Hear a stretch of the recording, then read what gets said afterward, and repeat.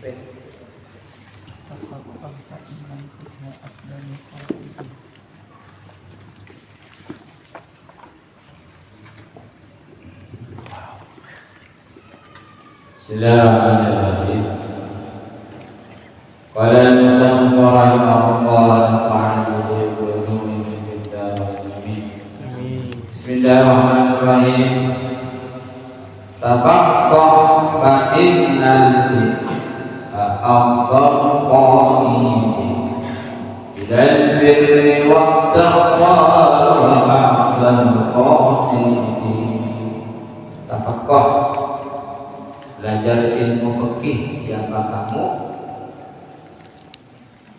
Alasannya kenapa? Fa innal fiqha, karena sesungguhnya fikih afdalul qa'idin, ini lebih utamanya ilmu yang dituntut, ilmu yang menuntut, yang menuntut.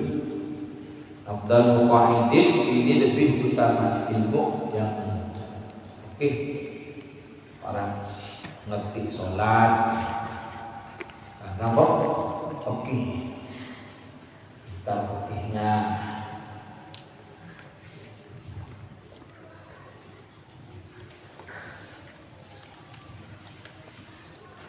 Fikihnya pintar ya. Nggak tahu sholat ya, biasanya fikihnya tidak paham.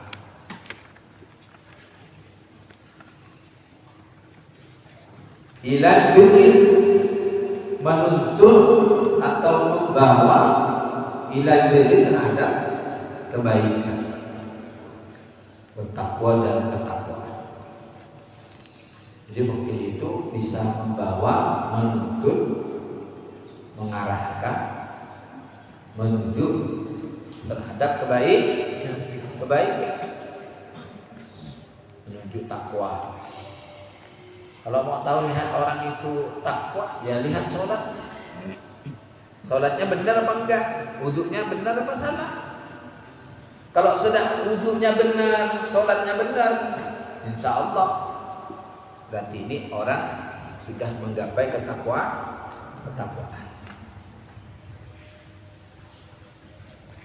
Wa a'dalul qasidin, fikih itu a'dalul qasidin, lebih adilnya yang adil. A'dalul qasidin. Wa adapun fikih al-ilmu, ini ilmu al-hadi, yang memberi petunjuk atau menunjukkan ila sunanil huda, terhadap jalan petunjuk. Wa adapun fikih al-hisnu, ini benteng, yunji yang menyelamatkan apa fikih min jami'i syada'idi, dari semua perkara yang sulit. Syada'id, perkara yang berat, perkara yang sulit. Ilmu fikih itu, makanya orang itu kalau sudah ahli fikih nyaman, kalau sudah pintar fikihnya enak. Kenapa? Karena ilmu fikih itu memberi petunjuk ke jalan huda, jalan-jalan yang benar ya. Orang itu kalau fikihnya alim, ibadahnya enak.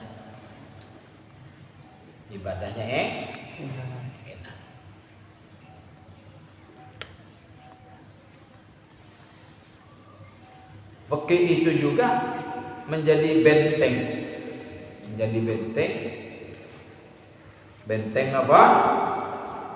Benteng yang bisa menyelamatkan dari semua kesulitan. Sadar itu.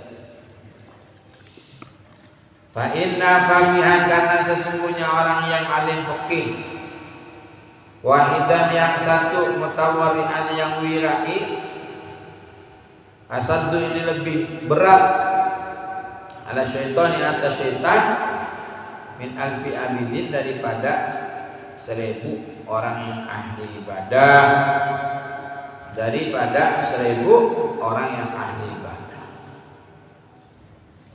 Nah, orang fikih itu yang pintar fikih ya, satu wara itu lebih ditakuti daripada 1000 orang-orang yang ahli ibadah tapi dia itu tidak mengerti. Contohnya di dalam daunnya Nabi, satu hadis ketika ada orang yang ahli sholat di dalam masjid. Waktu itu pelajaran kitab apa ya? Ada kan? Orang itu ahli sholat, akhirnya jinnya itu, setannya itu diam di pintu. Ketika Nabi Muhammad mau masuk, Nabi bisa melihat ada setan yang nyantai-nyantai di pintu. Mas, kenapa kamu tak masuk tan? Kata setan, saya takut. Takut ke siapa? Itu ada orang yang tidur-tiduran. Ada sahabat yang tidur-tidur di masjid. Itu ada sahabat yang tidur-tiduran. Loh, harusnya kamu takut kepada orang yang ahli sholat, kata Nabi kepada setan. Setannya menjawab, kalau saya dengan ahli sholat itu enggak takut ya Rasulullah. Itu sebentar aja saya digodain dia ya, sudah ngikutin saya. Tapi saya takut dengan orang yang tidur-tiduran itu ya Rasulullah. Kenapa? Karena yang tidur-tiduran itu orangnya pintar fikih. Yang tidur itu pintar, agamanya pintar. Jadi kalau sempat saya menggoda orang yang ahli sholat yang bodoh itu ya Rasulullah, terkejut orang yang tidur-tiduran terbangun dari tidurnya, mau kemana saya? Jadi setan itu lebih takut kepada orang yang ahli fikih, satu wara daripada 1000 orang yang ahli. Maka sampean itu ya belajar yang banyak, saya banyak kerja, banyak belajar supaya ditakuti setan. Bukan jadi kawan setan. Ada kawan setan biasa. Udah di masjid, sudah iqamah, masih putar-putar di WC. Kena kawannya setan. Dengan setannya diapain? Ego yoker, kopeng yoker mata ngaji. Ini kawan ini saya, jangan sampai seperti itu santri, rugi. Orang tuanya sudah seperti huruf dan punggungnya yang cari biaya untuk sampai. Kok mau kena goda setan supaya tidak ngaji? Sengaja dibisikin telinganya supaya tidak ikut ngaji, tidak ikut kegiatan, supaya bodoh, supaya tidak mengerti agama. Itu memang dicari oleh setan. Makanya meskipun gelap-gelap sikit tidak takut dia, karena kawannya jangan sampai berkawan dengan setan. Kalau ada kawannya yang ngajak aneh-aneh, jangan mau. Kasih 1000 alasan supaya ikut kegiatan. Minta maaf saya, ya pokoknya jangan sampai tidak ikut kegiatan. Karena memang setan itu lebih takut kepada orang yang pintar. Kalau sampean pintar semua, maka bagaimana setan itu menggoda sampean supaya nggak pintar, agamanya supaya awam, supaya tidak mengerti agama, digodain pada banyak kerja, supaya banyak guraunya daripada banyak belajarnya. Jangan mahal, komputer sampai hampir adzan. Ngaji apa kalau sampai adzan? Ya gak ngaji kan rugi tuh, biaya terus berjalan. Bapak ibunya sampai seperti huruf dan dibotak saja mahal dan kok buku iya panen sawit tidak selesai. Maka ayo jangan sampai rugilah, untuk itu jangan sampai rugi, hanya dapat kenangan bertempur di WC. Oh saya di pondok makan apa? Suka tempur ya. Cerita ke anak kok ceritanya tentang cerita bertempur. Cerita kepada anaknya nanti itu di masa kelam, di masa ketika sudah punya istri, punya anak. Oh saya ngapalin Jurmiyah sebentar. Saya ngapalin Imriti 2 bulan sudah hafal, 1 tahun sudah hafal. Gitu cerita. Jangan cerita saya dulu suka diam di pisang lah. Dilihat ustadznya kalau nggak ada bertempur tahan digigit nyamuk lah. Kan tekor semua. Tahu tekor? Ayo belajar. Sudah. Jangan sampai jadi orang yang rugi, apalagi melanggar. Rugi besar. Kualatnya besar. Sudah anaknya yang salah, orang tuanya nyalakan, pondoknya nyalakan, gurunya. Padahal yang melanggar anak, bukan minta maaf. Apa kok bisa keluar apa? Ya anaknya yang nakal.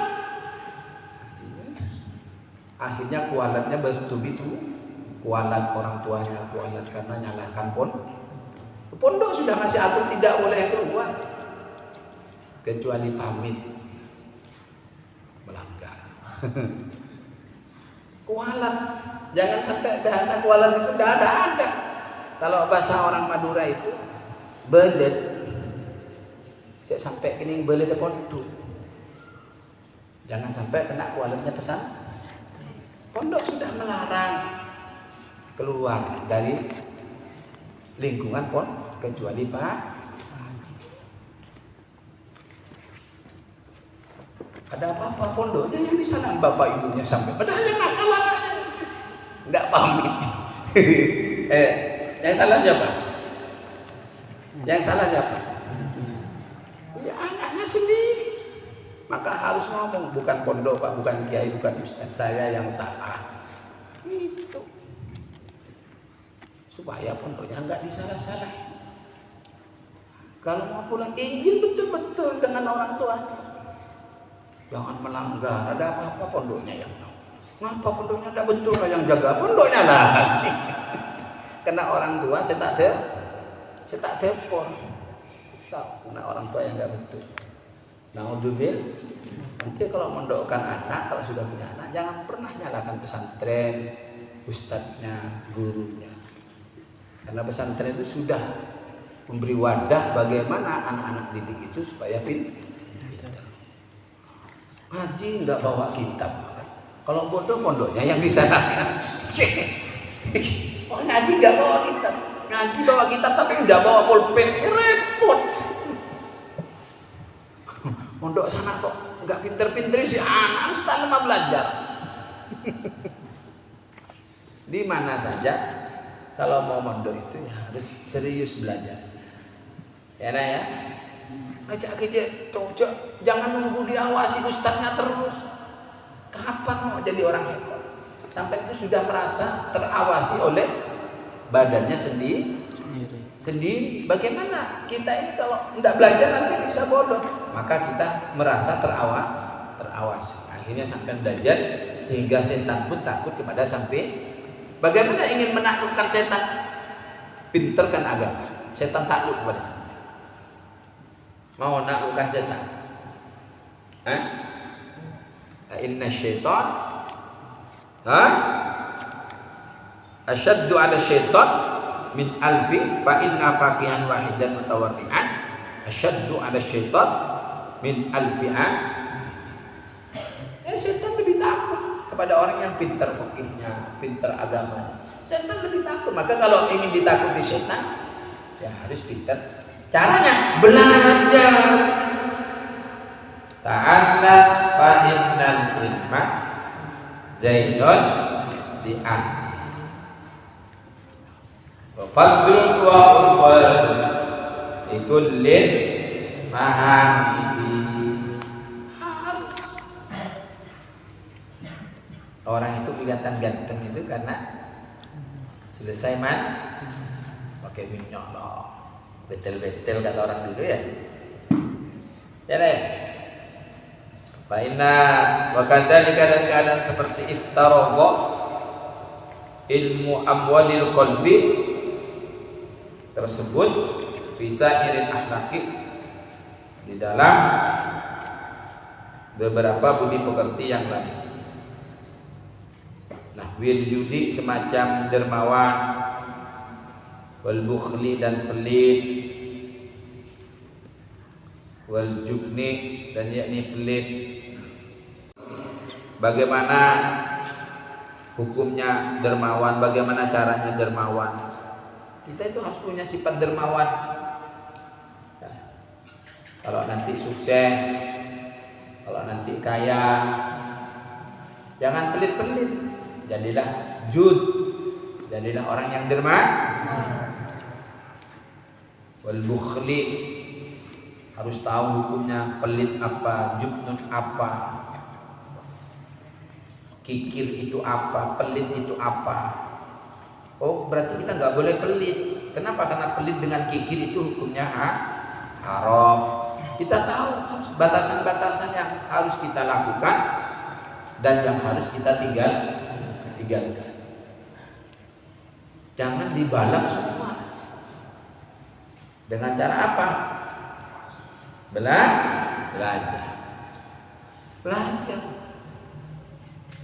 Jangan sampai mentang-mentang anak Pak Kiai tidak belajar jadi tahi. Anak petani kalau belajar menjadi kiai. Anak orang biasa belajarnya kuat, akhirnya pintar agama, jadi Pak Kiai. Anak Pak Kiai kalau tidak belajar jadi tahi, jadi kotoran. Maka belajar. Jangan mentang-mentang anak Pak Ustadz kemudian tidak belajar. Jangan mentang-mentang anak Pak Kiai kemudian tidak belajar, enggak jadi apa-apa. Apalagi yang bukan siapa-siapa gitu. Apalagi yang bukan siapa-siapa. Kalau sudah malas belajar itu, kawannya setan.